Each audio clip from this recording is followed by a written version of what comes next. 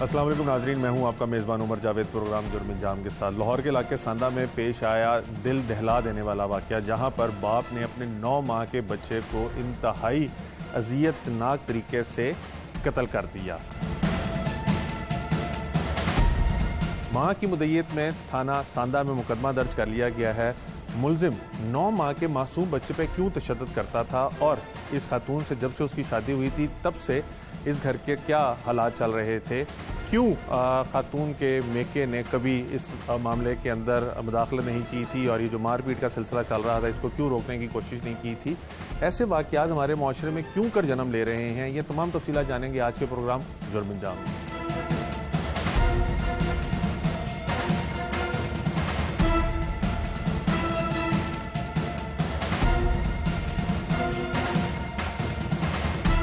हाल ही में सांदा के इलाके में एक ऐसा वाक़या पेश आया जिसके बाद सबके रोंगटे जो थे हर खबर सुनने वाले के रोंगटे जो थे वो खड़े हो गए थे। और ख़बर ये कि सगे बाप ने अपने 9 माह के बच्चे को कत्ल कर दिया।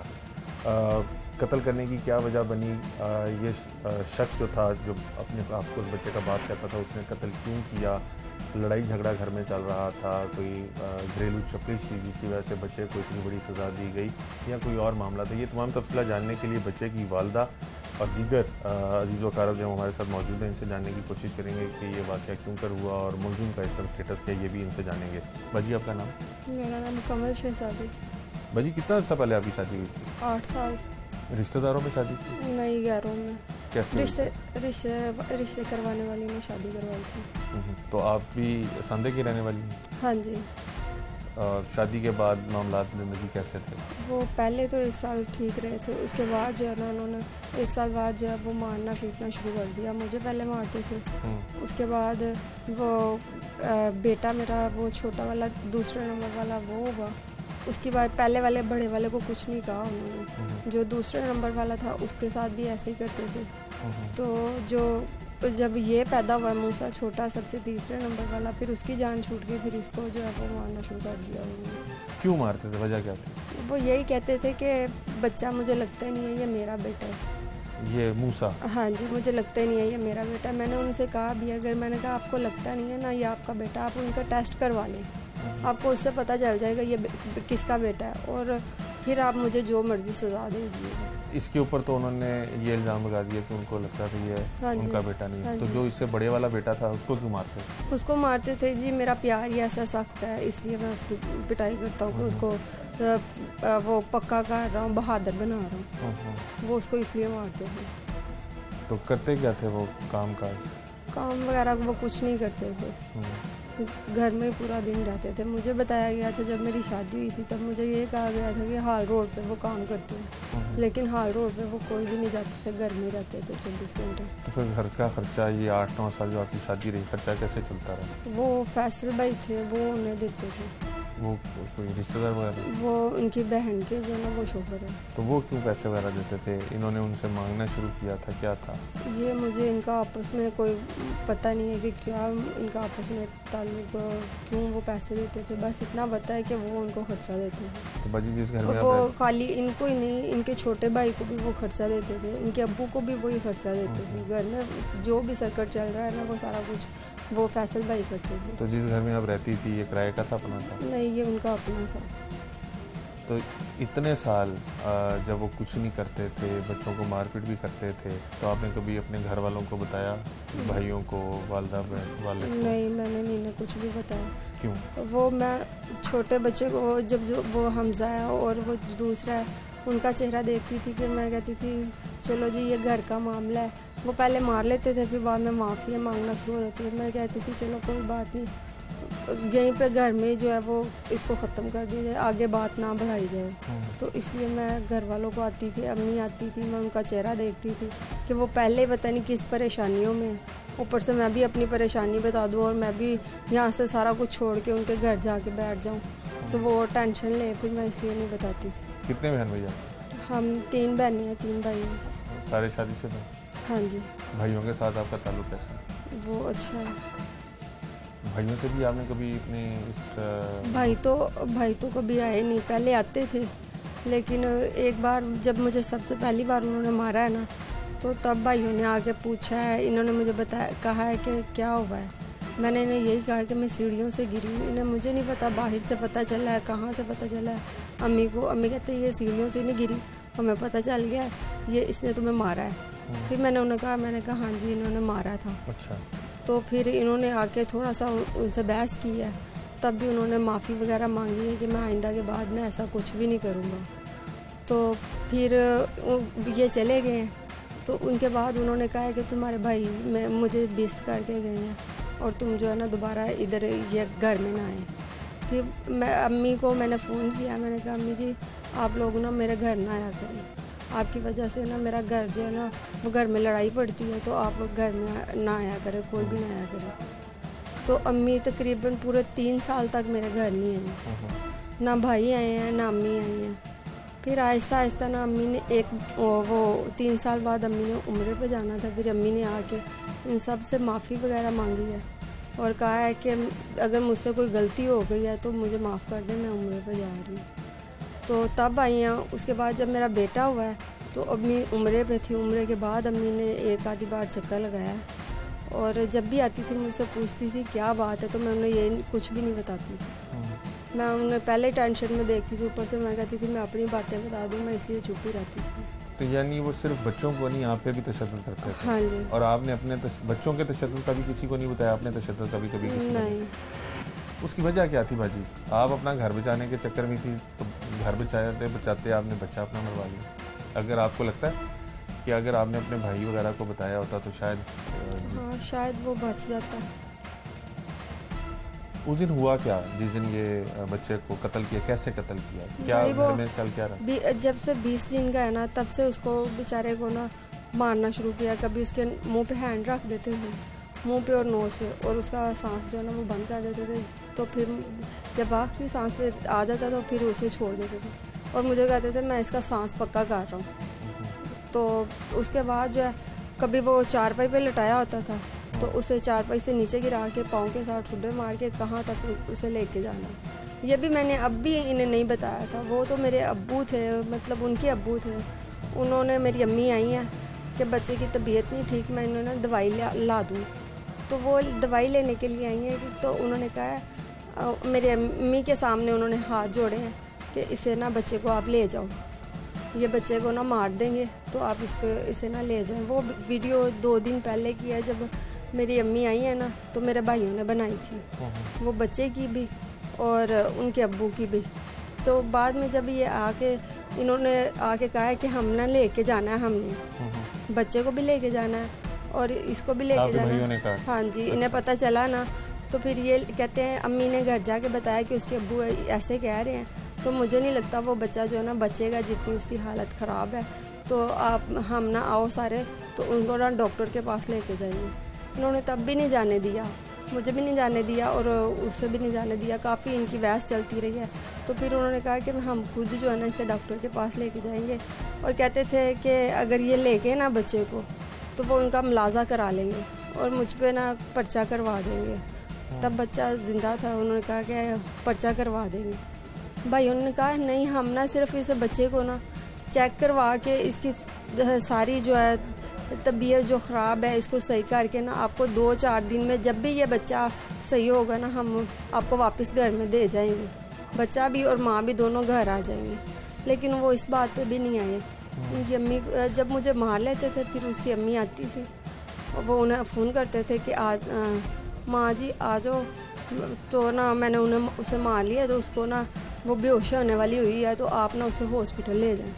कभी मुझे डॉक्टर के पास लेके जाते थे। आखिरी दफ़ा बच्चे को कब मारा था? उसके फौत होने से कितने दिन पहले? ये कैसे मारा? वो चारपाई पे लेटा हुआ था, वहाँ से नीचे गिरा के ऊपर पाँव के साथ उनके मुख पे, ये नोज़ पे मुक्का मारा और ये आइज़ के पास, ये यहाँ पर सर में कोई ऐसी जगह नहीं होगी जहाँ उसको वो छली ना किया होगा। और बाजू थी वो उसकी, मैं रोकती थी, आगे होती थी, लेकिन वो कहते अगर तुम आगे हुई ना तो मुझे पक्का यकीन हो जाएगा कि ये मेरा बेटा नहीं है और मैं इसका अभी गला दबा दूंगा। तो आपके करैक्टर के ऊपर कब से उन्होंने ये ऐसे इल्ज़ाम लगाना शुरू किया था? इस बच्चे के बाद से या पहले भी लगाते? नहीं, पहले भी ये कहते थे। जब भी अम्मी घर होके जाती थी कहते कोई ना कोई तुम्हारी अम्मी आई है, कोई पैगाम लेके आई होंगी।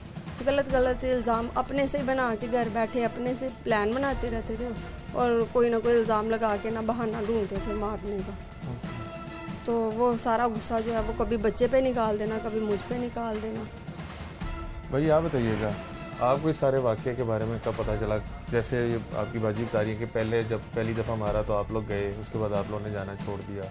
जब आप तफसीली बताइएगा क्या होता? पहली बार मारा है ना तो हम लोग गए थे, तो इनके गुलाम जो हमारा बनवाई है उनका आगे जो बनवाई है फैसल, उसने हमें इत्माद में लिया कि भाई आइंदा के बाद कुछ नहीं होगा, आप बेफिक्र हो जाओ, ये मेरी बहन है, आपकी बहन नहीं है, ये मेरी भी बहन है, आइंदा के बाद ये नहीं मारेगा, इसे मैं खुद इसे समझाऊंगा। क्योंकि उनके घर का सारा करता धरता जो भी है ना वो फैसल ही है, उनका बनवाई। तो हमने कहा चलो ठीक है, हमने इससे पूछा कि अगर अभी तू जाना चाहती है तो चल हमारे साथ घर, तू छोड़ दे इसको, इनको हम खुद इनसे मिल लेंगे, मतलब बात कर लेंगे। इसने भी कहा कि नहीं भाई मैंने नहीं जाना घर, अब मैं यहाँ पे ठीक हूँ, शादी हो गई है, क्या करूँगी घर जाकर, क्योंकि वालिद तो पहले नहीं है। सही है, तो आप रहने दो, ठीक है फैसल भाई हम ही भर रहे हैं, तो कोई मसला नहीं, आप लोग जाओ। हमने कहा चलो ठीक है। उससे अगले दिन ही फिर उसने मारना शुरू कर दिया। फिर हमने फैसल को फ़ोन किया कि भाई ये, क्योंकि वालदा गई थी, वालदा ने जाके देखा इसकी आंख में ना यहाँ पे निशान था, ये अभी भी है, अब हल्का हो गया। तो उन्होंने आके हमें बताया, हमने फिर फैसल को फ़ोन किया कि फैसल भाई ये क्या मसला है यार, अभी आप कल कह रहे थे कि नहीं अब कुछ नहीं होगा, तो उसने आज फिर मार दिया, एक दिन भी नहीं मतलब उसने वेट किया। तो फैसल भाई फिर कहते ठीक है मैं आके आपको मिलता हूँ। वो आके हमें मिले हैं, उन्होंने कहा जी कि अब नहीं होगा, आखिरी चांस दे दें। हमने कहा चलो ठीक है जी दे देते हैं आखिरी चांस। उसी दिन फिर मतलब ये 2 दिन पहले की बात है, बच्चा फोत होने के 2 दिन पहले की बात है। उसके बाद 2 दिन बाद बच्चा फोत हो जाता है। फिर हम लोग सारे जाते हैं, हमें तो उन्होंने बताया भी नहीं है कि बच्चा फोत हो गया। ठीक है जी, हमें फिर फ़ोन आता है मोहल्लेदारों का कि वो बच्चा फोत हो गया। हम वहाँ पे गए हैं, उन्होंने वो वहाँ पे जाकर दफना भी दी है। तकरीबन 20 या 25 मिनट उन्होंने घर रखा है। उनको पता चल गया था कि अब ये आ रहे हैं, ये लोग ये आएंगे, ये बच्चे को मतलब दफनाने के बजाय हॉस्पिटल लेके जाएंगे। ज़ाहिर बात है वहाँ पे पोस्टमार्टम वगैरह होगा तो हम पकड़े जाएंगे। उन्होंने जाके बच्चा दफना दिया। फिर हमने उन्हें कहा कि हमारी बहन हमें दो, हमने घर लेके जाना। तो वो कह रहे थे कि नहीं जी नहीं, अभी नहीं जाना, अभी हमारे घर में बड़े अफसोस करने वाले लोग आ रहे हैं, तो मोहल्लेदार आ रहे हैं, रिश्तेदार आ रहे हैं, अभी आप इसे ना लेके जाओ। बड़ी कोशिश की है हमने, लेकिन वो मान ही नहीं रहे थे। फैसल भी नहीं मान रहा था कि नहीं अभी इसे आप इधर ही रहने दो। हम लोग फिर घर आ गए, लेकिन अब हमें भी सुकून नहीं था। हमने फिर मोहल्लेदारों को पकड़ा साथ अपने, क्योंकि एक ही इलाका है ना, वो भी सांदे के हैं, हम भी सांदे के हैं। फिर सारे मोहल्लेदार गए हैं, जाके हम वहाँ पे उनसे कहा कि हमने लेके जाना है अपनी बहन को घर। तो वो आने नहीं दे रहे थे, कभी कोई पास आ जाता, कभी कोई पास आके बैठ रहा था कि नहीं जी अभी हमने नहीं जाने देना, आपकी मेहरबानी है। एक उन्होंने अपने मामू को बुला लिया, वो भी कहने लग गए जी नहीं आप 4-5 दिन 10 दिन हमें दें। उसके बाद आप लोगों को शक हुआ था कि शक हुआ था ना। आपको कैसे शक हुआ कि बच्चे को? क्योंकि दो दिन पहले हम जब गए हैं, बच्चे को उसने इतना मारा, यहाँ पे अंगूठी का निशान था, वो इतना मांस ही उतर गया हुआ था, बाजू की हड्डी टूटी हुई थी, नाक की हड्डी टूटी हुई थी, टांग में मतलब टूटी हुई थी। तो ये चीज़ें तो हमने देख ली थी ना 2 दिन पहले। तो जब हम 2 दिन पहले गए थे, वो कह रहे थे कि अभी हम डॉक्टर पे लेके जा रहे हैं, आप लोग जाए। फैसल भाई ने कहा कि अभी हम डॉक्टर पे लेके जा रहे हैं, लेकिन वो नहीं लेके गए। फिर जुमेरात वाले दिन फिर उसने मारा है। बस वो बच्चा था अब 9 माह का, बड़ा तो नहीं था। मुलजिम पकड़ा गया? मुलजिम पकड़ा गया। क्या कहते हैं आप, ये सारी एपिसोड के अंदर अगर आप लोग पहले ही थोड़ा सा सख्त स्टांस लेते, बहन का साथ देते, तो आपको लगता है कि ये वाक़या हो सकता था? नहीं, फिर तो नहीं होना था ना। लेकिन हमारी बहन ने भी तो हमें नहीं ना कुछ भी बताया, वो बस अपना घर देखती रही है। उसमें ये था कि इसकी जो साफ है ना और फैसल है, उनका रोल और उनका किरदार ये था कि वो बताने नहीं दे रहे थे इसे। जब भी कोई झगड़ा होना है उन्होंने इसे समझा देना है। वो इसकी सास कह रही है कि मैंने भी बड़ी मार खाई है अपने हस्बैंड से, वो भी मुझे मारते थे, लेकिन इस तरह मेके में जाके नहीं कुछ बताते, कुछ नहीं ठीक हो जाएगा, आज नहीं तो कल ठीक हो जाएगा। अगर तुम अपने भाइयों को बताओगी, माँ को बताओगी, तुम पहले किराए पे रहते हो, गरीब हो, ठीक है, तो क्या करोगे? ये भी 2 बच्चे लेके जाके वहाँ पे बैठ जाओगे, कोई 1 दिन खिला देगा, 2 दिन खिला देंगे भाई, तीसरे दिन क्या करोगे? ये मतलब बहुत सारी बातें इसके दिमाग में। तो आपको लगता है कि वो सारे भी इसमें मुलविस हैं? जी बिल्कुल है मुलविस। देखे जी वो उनको तो चाहिए। किन लोगों पे हुआ? फैसल पे करवाया और इसकी सास पे और इनके हस्बैंड पे गुलाम मुस्तफा। बाजी आप बताइएगा कितना पढ़ेंगे आप? मैंने मैट्रिक किया। बाजी आपको लगता है कि जिस तरह से आप ये 8 साल मार खाती रही, बच्चों को पर भी आपका शौहर तशद्दुद करता रहा, ये बर्दाश्त करना ठीक है? नहीं, मुझे तो नहीं लगता, लेकिन मैं तो सारा इनकी तरफ जो भी माजरा था उसकी तरफ देख के तो मैं बर्दाश्त करती रही हूँ कि चलो एक ना एक दिन कहते हैं ना, एक बेटा हुआ चलो जी तब ठीक हो जाएगा, दूसरा ठीक हुआ तब ठीक हो जाएगा। अब भी आखिरी बार भी जब ये मुझे लेने गए हैं तब भी उन्होंने कह रहे कि मैं कुरान पाक पे हाथ रखता हूँ, मैं जो भी नशा करता हूँ ना वो छोड़ दूँगा। नशा कितने अरसे से कर रहे थे? ये तकरीबन 2-3 साल से पहले करते थे, सिगरेट वगैरह पीते थे, वो भी मुझे नहीं पता था, बाहर ही पी के आ जाते हैं।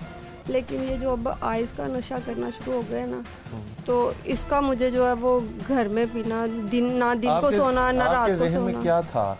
यानी होता है ना हमारे माशरे में बहुत सी औरतों को ऐसे मार पड़ती है, शौहरों से डोमेस्टिक वायलेंस होता है, लेकिन वो अपने मेके जाके बैठ जाती हैं, काम काज शुरू कर देती हैं ताकि वो किसी पे बोझ ना बने। आपके जहन में क्या था कि आप खुद भी मार खा रही थी, बच्चों पे भी तशद्दुद हो रहा था, आपके करैक्टर के ऊपर भी वो उंगलियां उठा रहा था, लेकिन उसके बावजूद भी आप उसके साथ रह रही थी? वो बंदा जो काम काज भी नहीं बकौल आपके करता था, नशा भी करता था, क्या जहन में चलता क्या था? मैं तो यही कहती रही ना कि शायद ये वो उनके घर वाले भी आने, उन्हें समझा, मेरे सामने उन्हें डांट देना है कि आज के बाद तुम इसे हैंड नहीं लगाना, तुम इसको कुछ नहीं कहना, हम भी बहनें हैं किसी की। वो ऐसे उसको समझाती थी, लेकिन जो वो है वो 1 घंटा सोचते या एक दिन सही रहते, दूसरे दिन उनकी वही हालत हो जाती। अब मुलजिम जिसने आपके बेटे को कत्ल किया, मुलजिम तो पकड़ा गया, कोई अभी भी नरम गोशा है या आप क्या चाहते हैं? नहीं, अभी वो कल मैंने उन्हें देखा है तो वो ना माफ़ी मांग रहे थे। तो आप माफ़ करना चाह रही हैं इसका मतलब? नहीं, मैंने उन्हें, वो मुझसे मेरे भाइयों से सबसे माफ़ी मांग रहे थे कि मुझे एक मौका दें। तो मेरे भाइयों ने यही कहा है कि हमने तुम्हें कितने मौके दिए हैं, तुमने फिर वही हरकत की है। आपकी बहन की गुफ्तगू से लगता है जैसे अभी भी उनके दिल में अपने शौहर के लिए नरम गोशा। आप क्या कहते हैं, किस तरह का इंसाफ चाहेंगे कि आपके भांजे को कत्ल कर दिया, आपकी बहन को भी तशद्दुद का निशाना बनाते रहे, इतने अरसा उसके किरदार पे उंगली उठाते रहे? देखिए, किरदार पे उंगली उठाता रहा। 8 साल में 3 बार ये मेके में आई है अपनी, ये सबको पता है, उस इलाके वालों को भी पता है, और उसके घर का ऊपर वाला जो पोर्शन है वो वहाँ पे ये रहती है। इसको इतनी इजाज़त नहीं दी गई कि ये नीचे सीढ़ियाँ भी उतरे, तो फिर वो शक क्यों कर रहा था? तो क्या कहेंगे आप, क्या इंसाफ? हम तो चाहते हैं कि उसे कड़ी से कड़ी सज़ा मिले। मैं तो ये चाहता हूँ उसे सज़ाए मौत होनी चाहिए। जिसने 9 माह के बच्चे को अपने को मारा है, जिस अजियत से उसे मारा है, यही अजियत इसे भी मिलनी चाहिए। मैं तो यही चाहता हूँ। बहुत शुक्रिया। आप मकतूल मूसा की वालदा की गुफ्तगू सुन रहे थे और उसके मामू की गुफ्तगू सुन रहे थे। बकौल मकतूल बच्चे की वालदा के जब वो पैदा हुआ था तब से ही ये मारपीट का सिलसिला जो था वो शुरू हो गया था, और ये खातून ने ये ना सिर्फ अपने घर को बचाने की खातिर बल्कि इनके मेके के ऊपर कोई बोझ ना आए इनकी सूरत में, वो इसलिए अपने घर वालों को नहीं बताती थी, और बिल आखिर 9 माह के बाद उस बच्चे को तशद्दुद कर के मौत के घाट उतार दिया गया। मुलजिमान ने अपना जुर्म छुपाने के लिए बच्चे को फौरी तौर पर दफना भी दिया, लेकिन अब कानूनी कार्रवाई जो है शुरू हो चुकी है, मुकदमा दर्ज हो गया है और मुलजिम को गिरफ्तार कर लिया गया है, और बच्चे के मामू के मुताबिक वो चाहते हैं कि कड़ी से कड़ी सज़ा मिले। इस तरह के वाक़यात हमारे माशरे में क्यों जन्म ले रहे हैं, और इसके इर्तिकाब करने वाले क्या सज़ा पाते, यानी जो हमारा सिस्टम है, जुडिशल सिस्टम, उसके अंदर इनको सज़ा मिलती है, या जिस तरह से अभी बच्चे की वालदा के दिल में भी कुछ नरमी जो है वो आ गई है, वो सज़ाओं से बच जाते हैं, ये जानने की कोशिश करेंगे।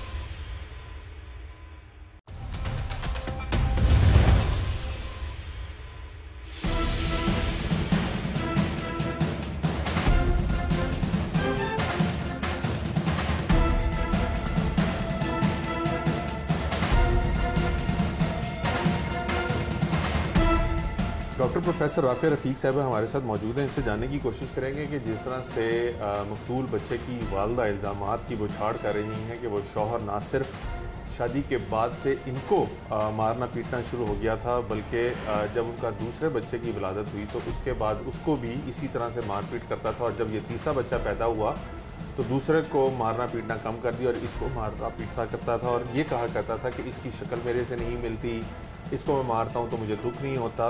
ये किस किस्म की मेंटल टेंडेंसीज़ हैं, इंसान किस फ्रेम ऑफ माइंड में होकर ये बातें करता है। बतौर माहिर नफ्सियात ये इस केस के बारे में क्या राय रखती हैं, ये जानने की कोशिश करते हैं। डॉक्टर साहब, एक तो वक्त के लिए बहुत शुक्रिया। औलाद को बंदा अगर हल्का सा डांट भी दे, थोड़ी उसकी इंटेंसिटी ज़्यादा हो डांट की, तो उसको गिल्ट होना शुरू हो जाता है कि उसने औलाद को डांटा है। यहाँ पे वो अपनी बीवी पे भी तशद्दुद करता था बकौल औरत के, और वो बच्चों को भी मारता पीटता था। क्या कहेंगे? देखिए जी, क्लियर कट केस नज़र आ रहा है जो उसका बिहेवियरल लेवल है। देखिए, हमारे 3 लेवल्स पे हम असेस करते हैं। एक हमारा थिंकिंग पैटर्न्स होते हैं, कॉग्निशंस होती हैं, एक हमारे इमोशंस होते हैं, और एक हमारा आउटवर्ड बिहेवियर होता है। तो बिहेवियर से जाहिर हो रहा है कि ये इसमें सैडिस्टिक टेंडेंसीज थी। सैडिस्टिक टेंडेंसीज बहुत सी साइकोलॉजिकल डिसऑर्डर्स में आ जाती हैं, जो सिवियर साइकोटिक डिसऑर्डर्स होती हैं उनमें भी होती है। जैसे स्किज़ोफ्रेनिया की भी कोई फॉर्म हो सकती है, और कोई और किस्म का डिप्रेसिव डिसऑर्डर भी हो सकता है। सुपर इम्पोज्ड ड्रग इंड्यूस साइकोसिस भी हो सकता है, क्योंकि इस केस में जैसे मुझे थोड़ा बहुत इन्फॉर्मेशन मिली है कि ये ड्रग यूज़ भी करता रहा है। तो ये एग्रेसिव टेंडेंसीज और सैडिस्टिक टेंडेंसीज जो होती है, एक तरह का बदला लेने की भी चीज़ होती है, क्योंकि फेलिसाइड ऐसी चीज़ है जिसमें पेरेंट्स अपने बच्चों को कत्ल कर देते हैं या तशद्दुद करके मार देते हैं। तो ये clear cut case of psychopathology and super impose drug induced disorder कुछ लग रहा है इस किस्म के केस में। औरत कहती है कि जब भी वो मारता था तो मारने की कुछ देर के बाद माफ़िया मांगनी शुरू कर देता था, ताकि मैं उसकी आगे शिकायत वगैरह ना करूं, अपने मेके को ना बताऊं, अपने ससुराल वालों को ना बताऊं, और उसके बाद मैं नॉर्मल हो जाती थी।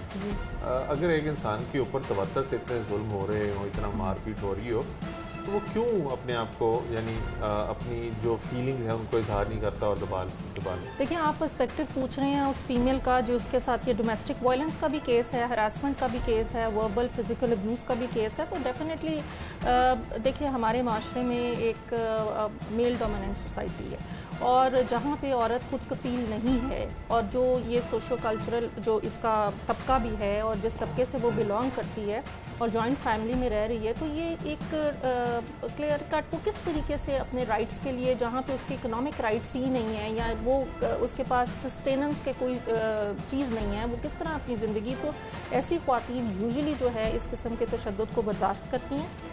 और अनफॉर्चुनेटली उनके घर वाले भी उनको यही कहते हैं कि नहीं, अब आपकी शादी हो गई है, अब जैसा भी है, अगर ये ड्रग एडिक्ट थी आप इसके साथ कंटिन्यू करें। तो ये बड़ा अनफॉर्चुनेट एक एस्पेक्ट है हमारे माशरे का, कि जिसमें हमारी फीमेल्स को जो है वो हर तरह का तशद्दुद जो है, वो जबर जो है वो बर्दाश्त करना पड़ता है। और ये जो एक आपने फीचर बताया ना, साइकोपैथिक टेंडेंसीज में या साइकोलॉजिकल डिसऑर्डर्स में, ये कॉमन होता है कि अगर उसको थोड़ा सा लीगल थ्रेट मिले या किसी किस्म का थ्रेट मिले, तो जो परपिट्रेटर होता है वो ऑटोमेटिकली जो है फिर बैकफुट पे आ जाता है। ये इसी तरह ही करते हैं कि ये वो एक्ट करते हैं, अगले को अब्यूज़ करते हैं, अगले को हरास करते हैं, उसको फिजिकली टॉर्चर करते हैं, और फिर थोड़ी देर के बाद उनमें थोड़ा बहुत, अगर वैसे तो गिल्ट होता नहीं है ऐसे लोगों में, लेकिन फिर थोड़ा सा बैकफुट पे चले जाते हैं। तो ये साइक्लिक नेचर होता है। डॉक्टर साहब, इस केस के अंदर एक अमूमी तौर पर जब भी कोई ऐसे मर्डर का केस देखा जाता है तो उसके अंदर इस तरह की चीज़ें बहुत कम होती हैं कि ये अपनी बीवी के ऊपर शक तो करता है, यानी उसकी बेगम कह रही है, यानी मकतूल बच्चे की वालदा कह रही है कि वो मेरे पे शक करता था। दूसरा, वो ये भी कहता था कि इन बच्चों की मेरे से शक्ल नहीं मिलती, इसलिए ये मेरे नहीं है। पैरानॉइड आइडिएशन हो जाती है स्किज़ोफ्रेनिया में, पैरानॉइड डिल्यूजनल डिसऑर्डर में ये कॉमन होता है कि शक करना शुरू कर देते हैं विदाउट एनी एविडेंस, और वो loss of contact with reality होता है। वो समझते हैं कि जो हम सोच रहे हैं वो बिल्कुल ठीक है। तो इस तरह की बातें तो वो ऐसा जो है पेशेंट करता रहता है। और इसमें भी क्लियर कट केस पैरानोया का लग रहा है, क्योंकि बच्चों की शक्ल नहीं मिल रही या कुछ जो चीज़ें हैं, और ये कई दफ़ा जो एडिक्शन की वजह से भी ड्रग इंड्यूस भी हो सकता है। तो इसमें तो दोनों फीचर्स नज़र आ रहे हैं। अगर एक शख्स अपनी बीवी पे तशद्दुद भी करता हो, उसके कैरेक्टर के ऊपर इल्ज़ाम भी लगाता हो, उसके जो बच्चे पैदा हों उनके ऊपर भी शक करता हो, उनको मारपीट भी करता हो, ड्रग्स भी यूज़ करता हो, ऐसे मर्द एक हेल्दी ज़िंदगी गुजार सकते हैं और जिस तरह से औरत इस चीज़ का इंतजार करती रही कि शायद वो ठीक हो जाए, ये कितना दुरुस्त है? जी देखिए, दो चीज़ें, दो फैक्टर्स बड़े पर्टिनेंट हैं। एक ये है कि ड्रग एडिक्शन हमेशा उसके लिए ट्रीटमेंट की ज़रूरत होती है, उसमें बॉडी की डिटॉक्सिफिकेशन होती है, नफ्सियाती और स्पिरिचुअल इलाज किया जाता है। उसके बगैर ड्रग एडिक्ट ठीक नहीं होते। उनमें जो टेंडेंसी होती है रिलैप्स की या दोबारा से ड्रग्स की तरफ आने की, वो भी बहुत ज़्यादा होती है। फिर सेकंड बात है साइकोपैथोलॉजी, जो कि सीवियर नेचर ऑफ साइकोपैथोलॉजी है, वो भी ट्रीटमेंट के बगैर नहीं पॉसिबल। उसमें भी मेडिकेशन, अगर पैरानोया डेवलप हो जाता है तो उसमें आपको साइकेट्रिक वैल्यूएशन, साइकेट्रिक मेडिकेशन की बिल्कुल ज़रूरत पड़ती है और लॉन्ग टर्म इलाज होता है। तो उसके बगैर अगर जो व्यूअर्स देख रहे हैं तो उनको ये पता चल जाना चाहिए कि ये दोनों चीज़ें जो हैं घर बैठ के इनका वेट करने से कुछ नहीं होता, ये एग्रीवेट होती हैं और ये इंक्रीज़ होती हैं। इनके अंदर ये ख़त्म खुद से नहीं हो सकती, इसके अंदर स्पॉन्टेनियस रिकवरी नहीं होती। लास्ट क्वेश्चन, औरत अपना घर बचाने के लिए करती है, बहुत से केसेस के अंदर हमने देखा कि औरत सिर्फ अपने इस गिल्ट को कि वो अपने मेके को बताएगी तो उनके ऊपर और बोझ पड़ेगा, इसलिए करती है। लेकिन जो ये आदमी है जिसने अपने बच्चे को, अभी इल्ज़ाम है कि उसने कत्ल किया है, उसके वालिदैन, उसके बहन भाई, उसके दीगर अजीज़ व कारब, उन सारों को पता था कि वो ये हरकत करता था, और वो जब ये इक़दाम कर लेता था तो उसको जस्टिफाई करने के लिए माफ़ियाँ मांगते थे। तो ऐसे लोग कितने ख़तरनाक हैं दूसरों की ज़िंदगी में? जी देखें, ये एक माशरे के अंदर देखने के बेहिस्सी का एक लेवल है कि आप एक चीज़ गलत देख रहे हैं और आप उसको जो है ना ज़बान से रोक रहे हैं ना हाथ से रोक रहे हैं। डेफिनेटली उस शख्स की भी एक फैमिली होगी, और इस केस में मेरा ख्याल में वो लोग जॉइंट फैमिली में रह रहे थे। तो किसी ना किसी को, कई दफ़ा ये ऐसे जो लोग होते हैं इनसे लोग डरते भी हैं, उनके फैमिली मेम्बर्स भी डर रहे होते हैं, तो उनके अगेंस्ट जो है वो कोई बात नहीं करते।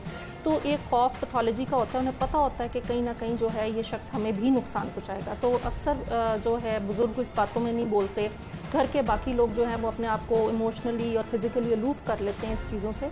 लेकिन यह है कि ये बेहिस्सी की एक एक्सट्रीम फॉर्म है कि आप कुछ गलत देखें और अपने घर में देखें और इतना जुल्म देखें और बच्चों के साथ देखें और आप उसके ऊपर कुछ ना एक्शन लें। डॉक्टर साहब, बल्कि अभी मुझे याद है जब मैं खातून से इंटरव्यू कर रहा था तो उसको मैंने जब ये पूछा कि अब आपके बच्चे को उसने कत्ल कर दिया, 9 माह के बच्चे को उसने कत्ल कर दिया, तो आप इस पर क्या कहेंगी? तो उसने कहा कि मेरी अदालत में उससे मुलाकात हुई है, वो बहुत ज़्यादा माफ़ियाँ मांग रहा है।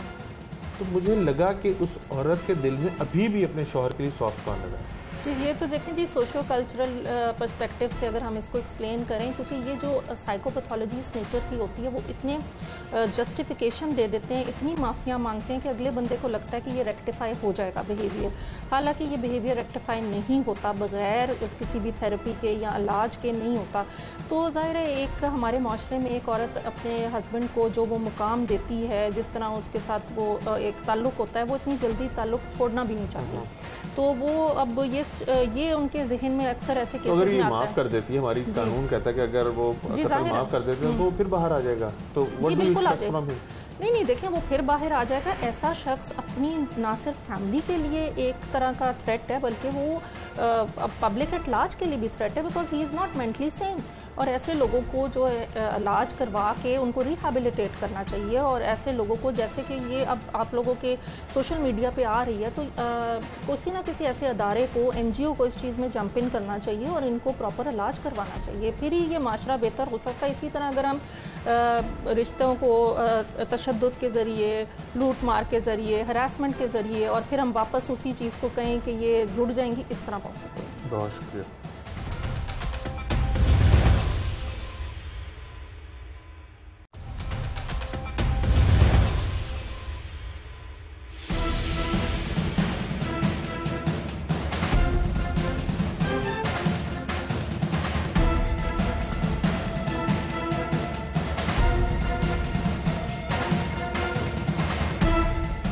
हमारे साथ इसमें मौजूद है डॉक्टर सोनिया उमर। इनसे जानने की कोशिश करेंगे कि ये जो हमारे सोसाइटल बिहेवियर्स हैं, इसकी क्या वजह है कि खातून 8 साल तक मारपीट भी बर्दाश्त करती थी, सारा कुछ बर्दाश्त करती थी, लेकिन उसके बावजूद भी उसको जो है वो रिलीफ नहीं मिला। क्यों हमारे जो ख़वातीन हैं वो अपने राइट्स एक्सरसाइज नहीं करती, ये तमाम चीज़ें जानते हैं। डॉक्टर साहब, एक तो वक्त के लिए बहुत शुक्रिया।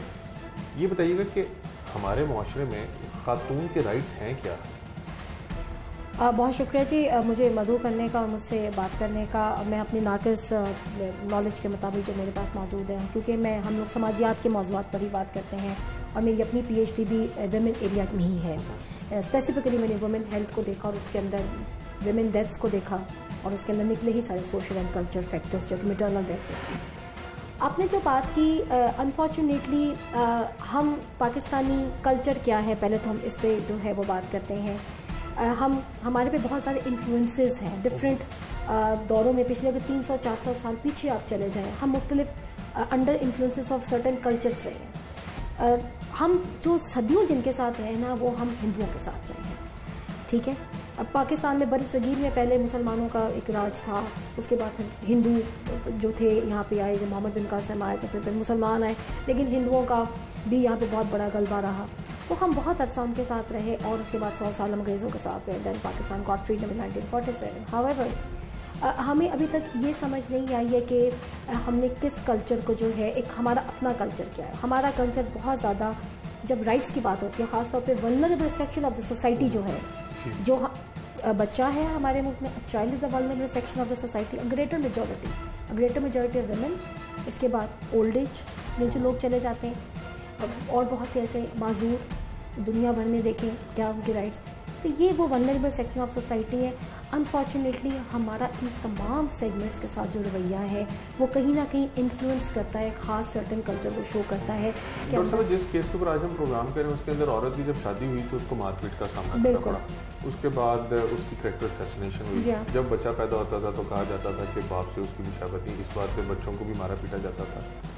तो एक औरत के साथ इतने मजालिम ढाए जा रहे हैं, वो क्यों सह रही है, क्यों बर्दाश्त कर रही है? क्योंकि उसका वो एक सर्टेन हमारे माशरे के अंदर बैकग्राउंड है। वही सोच जो हमारे बड़े बुजुर्ग रहे वो हमारे अंदर पेनरेट कर चुकी है और उसको ख़त्म करने का एक साइकिल है। साइकिल को ब्रेक करने का वाहिद है वो नॉलेज, अवेयरनेस। वो सोच है कि जब बच्ची ब्याह के जाती है ना, तो बस तुम्हारी वहाँ से जब जान निकल जाए तो उस घर से निकलना, उससे पहले तुम ना निकलना। ये सोच जो हम अपनी बच्ची को बताते हैं कि जब ब्याही जाती है तो तुमने बताना ही नहीं, तुमने रिपोर्ट नहीं करनी कोई बात, क्योंकि तुम्हारा घर टूट जाएगा। जब घर टूट जाएगा, अगर तुम तलाक याफ्ता हो जाओगी तो तुम स्टिग्मेटाइज्ड हो जाओगी। अगर कोई वैसी खातून बेवा हो जाती है, वो स्टिग्मेटाइज्ड है, उसके साथ दूसरी शादी नहीं हो सकती, तलाक याफ्ता की दूसरी शादी नहीं हो सकती। लेकिन अब ये चीज़ जो है ये सिर्फ देहातों तक तो नहीं रही, ये तो शहरों में वाक़यात हो रहे हैं कि ख़वातीन जो हैं वो तशद्दुद का निशाना उनको बनाया जा रहा है, शौहर जो है उनको फिजिकल अब्यूज़ कर रहे हैं, डोमेस्टिक वायलेंस के वाक़यात हो रहे हैं, लेकिन रिपोर्ट नहीं कर रही। तो क्यों ख़वातीन के अंदर ये अवेयरनेस नहीं आ रही? हालांकि हमारी हुकूमत भी कहती है, हमारे जो नॉन गवर्नमेंटल सेक्शन है सोसाइटी का, वो भी कहते हैं कि ख़वातीन के हकूक़ के लिए आवाज़ उठाइए। तो कहाँ पे हैं हकूक़, क्यों ख़वातीन तक आज तक अवेयरनेस नहीं पहुंची? मैंने अभी आपसे थोड़ी देर पहले कहा, ये मैंने कि ये चीज़ें दोनों जगह, ये जो मेंटेलिटी है ना कि आपने शादी के बाद अपनी तकालीफ अपने पेरेंट्स को भी नहीं बतानी और उनको आपने डिटैच रखना, और आपने कोई ऐसी, बेशक आप मार खा लें, आपने डिमांड नहीं करनी तलाक की, जिसकी हमारे माशरे में, हमारे कॉन्स्टिट्यूशन में इस्लामिक पॉइंट ऑफ व्यू से इजाज़त है कि इतनी ज़्यादा अगर जुल्म हो तो आप। अच्छा, एक तो इसके अंदर, दूसरा हमारा लेजिस्लेटिव सिस्टम जो एक बड़ी छोटी परसेंटेज है। आप अब छोड़ दें आप देहातों को, शहरी इलाकों की तरफ आप आ जाएँ, हम बहुत से आए दिन केसेस देखते हैं, ऑनर किलिंग्स हैं, ठीक हो गया, हम बहुत से ऐसे केसेस अब्यूज़ के देख रहे हैं। थोड़ा अर्सा तो बड़ा उसका हवा होता है। उसके बाद लेजिस्लेटिव प्रोसेसेस जो हैं वो हमारे इतने वीक हैं, बड़ी माज़रत के साथ। हमारे जुडिशल सिस्टम हमारे वीक हैं। हमारे मुकदमात में अगर प्रेसिडेंट सेट हो जाएं, ये जो तशद्दुद के वाक़यात के अंदर प्रेसिडेंट सेट हों, और वैसे बाय द वे अभी तक तो जितनी मेरे नॉलेज के मुताबिक मैं बहुत सी ऐसी वर्कशॉप सेमिनार्स में भी गई हूँ, बड़े कोई ज़बरदस्त लॉ जब बनने ऐसे जाते भी हैं। कम उम्र की शादी है, देखिए अब एक कम उम्र की शादी का अभी तक 18 ईयर्स तक का जो लॉ जाता है, अभी भी हमारे यहाँ 18 साल वाला लॉ पास नहीं हुआ हुआ, आपको हम सबको इस नॉलेज है। तो जब वो वाला लॉ जाता है कि 18 साल में ही शादी की इजाज़त दी जाए, तो वो हमारी एक मजलिस आमला या जो भी इसको रोक देती है। ख़वातीन के अंदर उनके राइट्स के लिए अवेयरनेस उजागर करने के लिए, उससे उनको रोशनास कराने के लिए कि वो अपने राइट्स को एक्सरसाइज करें। अगर शौहर मारपीट करता है तो वो प्लेटफॉर्म्स पे जाके बताएं, थानों में जाके मुकदमा दर्ज करें, या जो भी उनका ड्यू राइट है उसको हासिल करने के लिए आप बतौर माहिर क्या समझते हैं कि कौन से ऐसे इक़दाम उठाने चाहिए ताकि ख़वातीन के साथ ये जो जुल्म जाती होती, जैसे ये औरत 8 साल तक अपने शौहर की मारपीट भी, उसके ताने भी और तमाम चीज़ें, कौन से ऐसे इक़दाम? एक बात पे मैं आपसे इस बात पे मैं बड़ी इत्तेफाक आपसे करूँगी कि रिसर्चेस ये बात कहती हैं कि relationship of education and your rights, एक तो ये बड़ा स्ट्रॉन्ग है। हमें बड़ा नीचे से मामला देखने पड़ेंगे। सबसे पहले गर्ल्स एजुकेशन, बहरहाल ये बात बिल्कुल हकीकत है जहाँ पे बिल्कुल ही टोटल इग्नोरेंट है, खातून जो है वो इग्नोरेंट है, उसको बिल्कुल ही नहीं पता राइट्स का। ये बात भी सच है कि ये चीज़ दोनों जगह प्रिवेल करती है, लेकिन परसेंटाइल तशद्दुद का, मारपीट का या उन खवातीन के हकूक़ जिनके हकूक़ सल्ब हो रहे हैं वहाँ पे ज़्यादा है जहाँ पे तालीम कम है। तालीम आपको अवेयरनेस देती है और आपको करेज भी देती है कि आप बाहर निकल सकें। एक तो अपनी गर्ल्स एजुकेशन को खुदारा प्रमोट कीजिए और अपनी बच्चे शहरों में इवन आप देख लीजिए एक सर्टन मेंटेलिटी होती है कि बाज़ आपने अपनी बच्ची को आपने डॉक्टर बना दिया, लेकिन वो ससुराल में जाके जॉब की उसको इजाज़त नहीं होती। स्टेट का सारा पैसा लग जाता है, वो सीट पे हो सकता है नीचे के एक लड़के की सीट के ऊपर उसने नंबर लिए, लेकिन वो लड़का तो नहीं पढ़ सका, लड़की पढ़ के की बैठ वो घर गई, ना वो अपने नेशन को सर्व करती है ना अपनी सोसाइटी के लिए कोई रोल प्ले करती है। एक तो ये कि हमने प्लीज़ हम लोग उन एक नारों से निकल आए एजुकेशन फॉर ऑल, हमें बहुत ज़्यादा स्ट्रॉन्ग इम्प्लीमेंटेशन। मेरा तो ख्याल है कि इसके ऊपर अब कानून साजी होनी चाहिए कि कोई ऐसा बच्चा अगर आपको मिलता है जो डोमेस्टिक वर्क के अंदर बच्चा या बच्ची इन्वॉल्व है और उनके पेरेंट्स को पैदा ही बच्चे इसलिए करते हैं तो उनको लगा दे और उनको वो एजुकेशन उनको नहीं देते, उस पर तो लेजिस्लेशन हो जाए। तो स्टेट इज सपोज्ड टू से now this is a time कि स्टेट अब स्ट्रिक्ट एक्शन ले ले, चाइल्ड लेबर को रोके और एजुकेशन आम करे, तो हम कुछ अरसे तक देखिए social change is not a matter of one day, it takes time. तो ये सोशल चेंज, इसके लिए हमें चाहिए social change and social change takes time, social change takes time with all these factors. एक तो हम इसको प्रमोट करें, दूसरा ये जो हमारा हाँ आजकल जो हर घर में एक्सेस है ना वो है आपके डिफरेंट मीन्स ऑफ कम्युनिकेशन। एक गांव के आदमी के पास भी आपके पास नेट मौजूद है, मोबाइल्स आपके पास मौजूद है, टीवी बहुत मौजूद है, और नहीं तो दूर अफ्ताद इलाकों में रेडियो जो है मौजूद है। Mass media can play a very significant role in that. एक ज़माने में जब हम छोटे थे हम तो ड्रामे मैंने तो देखे हुए हैं, फैमिली प्लानिंग पे भी ड्रामे होते थे, खवातीन के हकूक़ की उसके अंदर बात हो रही होती थी या इस तरह के ड्रामे। हम थोड़े से सास बहू के कंटेंट से भी हम निकल आए और हमारे ये जो एंटरटेनमेंट इंडस्ट्री है, क्योंकि ये देखें साइकोलॉजिकली बड़ा अट्रैक्ट करती है लोगों को, एक बहुत बड़े सेगमेंट को अट्रैक्ट करती है, एक बहुत बड़ा और इतना स्ट्रेसफुल एनवायरनमेंट के अंदर Pakistan is a country which is facing lots of issues in unemployment and there is a high level of poverty. 40% population is living below the poverty line, we all know that. तो आप समझती हैं कि ये वो medium है जिनको use करके बिल्कुल उसको यूज़ कर सकते। एक और चीज़ इसके अंदर बड़ी इंपॉर्टेंट है, role of the non government sector. उसको प्लीज गवर्नमेंट देखें, कोई भी दुनिया का मुल्क एग्रीकल्चर इंडस्ट्रियल रेवोल्यूशन यहाँ पे आए हैं, साइंटिफिक रेवोल्यूशंस आए हैं, सोसाइटल रेवोल्यूशंस आए हैं, इन टर्म्स के सोसाइटी के हर बंदे को राइट है उसका।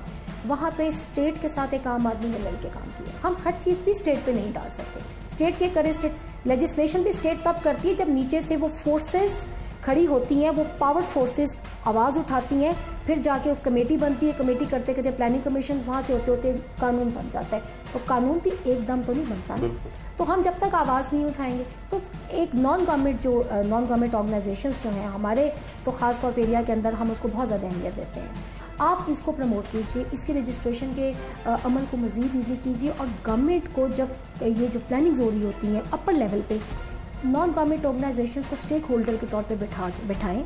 ये ऑर्गेनाइजेशन की एक्सेस होती है गांव-गांव, देहात, शहर, उससे बेहतरीन। हाँ, इससे सेमिनार्स कर सकती हैं, अवेयरनेस कर सकते हैं और ये करती भी हैं। लेकिन बड़ा पाकिस्तान में अनफॉर्चुनेटली मसाइल ज़्यादा हैं, लेकिन इनका किरदार बहुत लिमिटेड है।